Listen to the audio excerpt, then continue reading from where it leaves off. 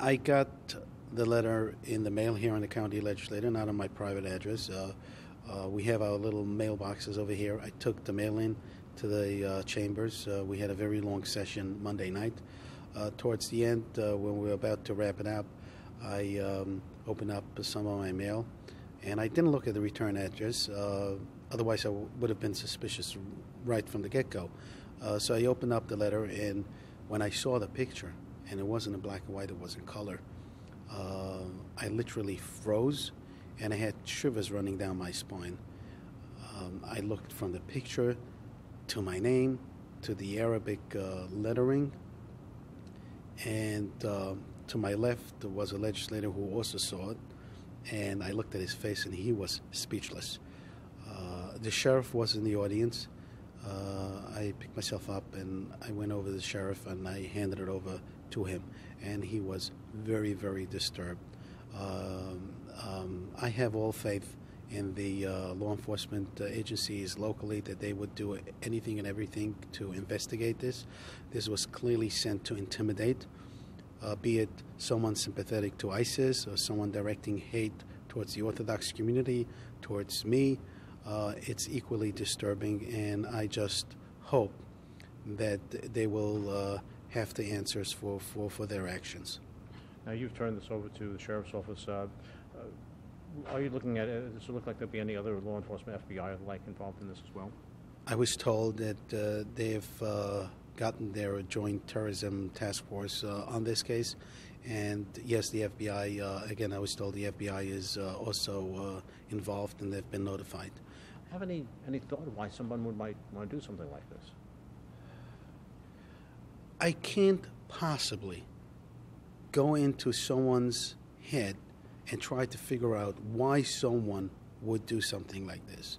You know, how can you explain? It obviously took him some time, and the thought process of why someone would do this is just beyond me. You know, equally terrible is the terrible acts all over the world, and all the terrorism itself is, of course, even more disturbing.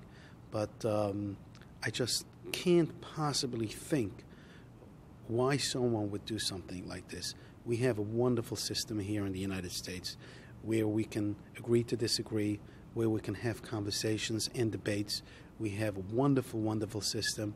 And as an Orthodox Jew, I feel very welcome here in the United States, born in the United States. My grandparents are all Holocaust survivors. And we just cherish this country. So we have freedom of speech.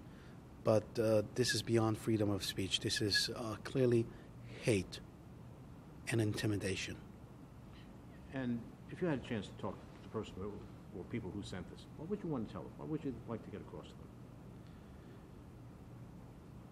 Just why? Why? Why would you do that? If you have an issue, we can have a conversation. We can debate the issue. But why would we want to do it? What can bring someone to the level of this kind of hate? We're working alongside the JTTF and our Intel Center and our detectives here in the Sheriff's Office to try to get to the bottom of this whole thing. And this is just an over-the-top act. And we don't want to see anything like that, whether it be foreign or domestic terrorism in Rockland County or any place in the state or in the United States of America. Yeah, Mr. Wieder was saying that it looks to him like this is just somebody trying to intimidate him. Well, you know, he could take it that way, but until we get to the bottom and the facts, I mean, you know that ISIS has done this. ISIS has already put out propaganda to, you know, kill elected officials, kill law enforcement, kill military personnel. So we don't take anything for granted. Everything we're looking at is in a counterterrorism aspect, and the fact of the matter is that somebody's life might be at risk, if not his, many people. How serious of a crime is this? I'm assuming it is a crime that this individual has committed. Well, you know, when we get to the bottom of that, I don't want to comment on the crime or what it is. We're taking it as an act of terrorism right now, and we're investigating it to its fullest. At this point, I take it that you are taking this as a serious threat, not just somebody doing something harassment. Oh, no, I'm not taking it as like an aggravated harassment. We're taking this as a serious threat, and that's why we brought in our counterparts in the federal authorities